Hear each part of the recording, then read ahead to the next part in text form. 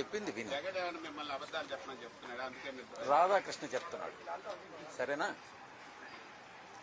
లేదు ఈనాడు కిరణ్ చెప్తున్నాడు, సరేనా? ఎందుకు అసందర్భమైనటువంటి ప్రశ్నలు అనవసరం.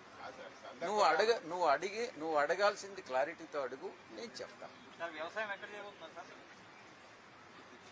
మార్స్ కానీ లేకుంటే చంద్రమండలంలో కానీ చేయకూడదు. అది ఏదన్నా రాజకీయాలకు సంబంధించిందా?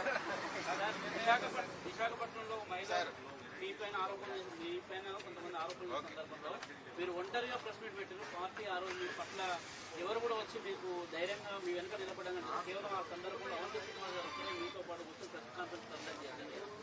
అట్లాంటిది ఏమైనా మీకు పార్టీ మిమ్మల్ని పట్టించుకోలేదనే కోణంలో మీకు ఏమైనా అనిపించిందా? నాటి సందర్భం నుంచి కూడా మీకు కొంత అసంతృప్తి మీకందరికి అనిపించిందా?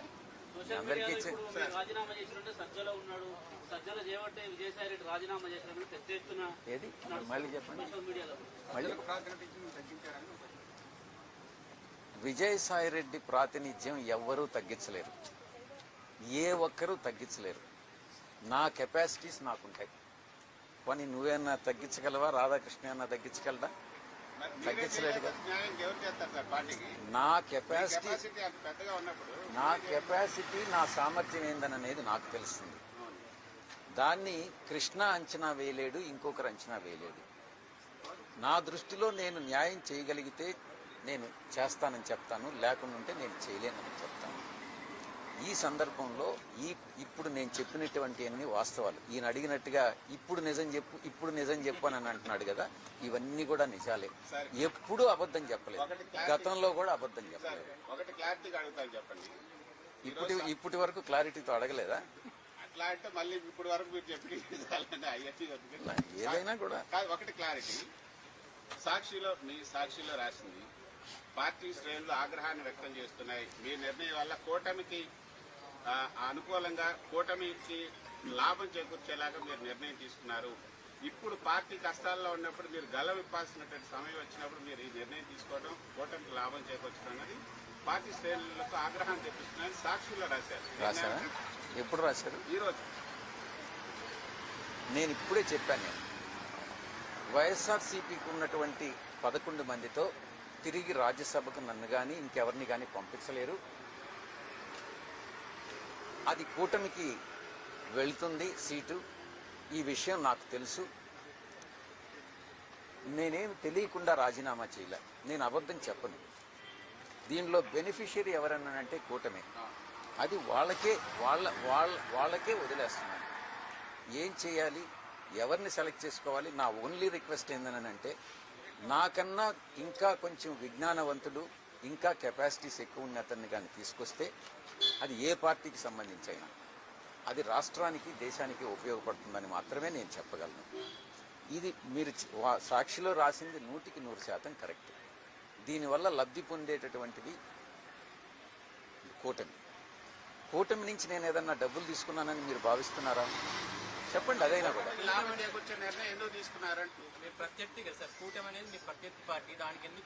నేను ఒకటే చెప్పాను నా ట్వీట్లో. జగన్ గారు నా శ్రేయోభిలాషి. ఆ కుటుంబంతో నాకు 4 దశాబ్దాల సంబంధం ఉంది. చంద్రబాబు నాయుడు గారిని రాజకీయంగా నేను వ్యతిరేకించా. కుటుంబ పరంగా ఎటువంటి అభిప్రాయ భేదాలు లేవు, వ్యక్తిగత విభేదాలు లేవు. పవన్ కళ్యాణ్ గారితో నాకు చిరకాల స్నేహం ఉంది. ఈ రోజు కాదు, చెన్నై రోజుల నుంచి ఉంది. ఇక ప్రత్యర్థి అంటున్నారు. దేంట్లో ప్రత్యర్థి? వీళ్ళందరూ కూడా నేను ప్రత్యర్థులుగా భావించట్లేదు. నాకు ఒక క్లారిటీ ఉంది. దేంట్లో నేను రాజకీయాల్లో ఎలా విభేదించాను, రాజకీయాలు మాత్రమే నేను విభేదించాను, వ్యక్తిగతంగా ఎక్కడ లేదు.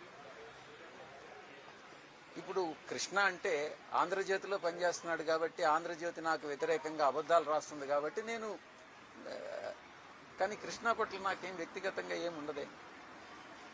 ప్రొఫెషనే, వ్యక్తిగతం.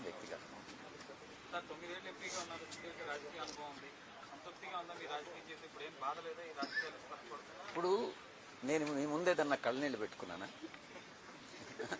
నేను రాజీనామా సమర్పించి బయట వచ్చాను. మీతో సంతోషంగా నేను ఈ క్షణాలు గడుపుతా ఉన్నా.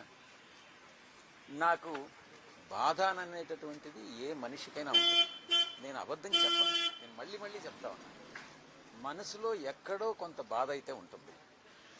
కానీ ఆ బాధ అన్నటువంటి దానికన్నా నేను న్యాయం చేయలేకపోతున్నానే అన్నటువంటిదే ఎక్కువ బాధను కలిగిస్తుంది. కాబట్టి న్యాయం చేసేటటువంటి మరొక వ్యక్తికి ఈ పదవి దక్కాలని నేను కోరుకుంటాను. అది ఎవరైనా కావచ్చు. బాగా మిస్ అయిపోతుంటారు. మీరు ఛాలెంజ్లు చేయటం, తర్వాత మీరు ప్రచారం చేయటం ఇవన్నీ నేను ఛాలెంజ్ చేసినంతా కూడా నేను చేసి చూపిస్తాను. ముఖ్యంగా మీ మీద డిఫమేషన్ కేసు అయితే వదలను. ఎందుకనంటే నేను ఉమనైజర్ కాదు, ఎవరు ఉమనైజర్ అనేటటువంటిది మీకు తెలుసు. దాని విషయంలో మాత్రం నేను వదిలే ప్రసక్తే లేదు. ఇంకా చాలా చాలా ఉన్నాయి. కేవీ రావు విషయం నేను లాస్ట్ ప్రెస్ కాన్ఫరెన్స్లో నేను చెప్పాను, కేవీ రావు మీద డిఫమేషన్ వేస్తాను అని. ఈ రోజు చెప్తా ఉన్నా, కేవీ రావు మీద డిఫమేషన్ వేస్తాను. ఈ కేసులు కొనసాగుతాయిలేండి, మీకు ఉంటాయి వాళ్ళకి. కొనసాగితే నేనేం భయపడేవాడిని కాదు కదా. సంవత్సరం రోజులు జైల్లో ఉండొచ్చి నేను 9 సంవత్సరాలు రాజ్యసభ సభ్యుడిగా పనిచేశాను. 22-23 కేసులు ఉన్నాయి. భయం అనేటటువంటిది ఈ ఒంట్లో లేదు, భవిష్యత్తులో కూడా రాదు. Thank you. Sir, in English also, if you can tell us, you have come here. You ask me questions, I'll tell. You have come to submit your resignation. So, no, here only. You have come to submit your resignation. You announced that you are quitting politics. So, what is the reason and what made you take this decision? I have submitted my resignation and the Honorable Chairman Rajya Sabha has accepted my resignation, and he asked me specifically what are the reason, whether it is voluntary or is there any coercion or undue influence. I have explained to Honorable Chairman that my resignation is voluntary, spontaneous, and there is no coercion, pressure or no undue influence. And it is only because of personal reasons I have submitted my resignation. I have requested the Honorable Chairman to kindly accept it, and he obliged my accept, and he has accepted the resignation. Did you speak to Mr. Jagan Mohan Reddy before taking this Yes, decision? I have spoken to my Honorable Party President Sri Jagan Mohan Reddy Garu yesterday, and I have explained him in detail the reasons why I have taken the decision to quit the politics. And he has advised me not to do so. Despite the fact that he has asked me not to do so, I have continued with my decision, and I have submitted my resignation, and I will be quitting the politics.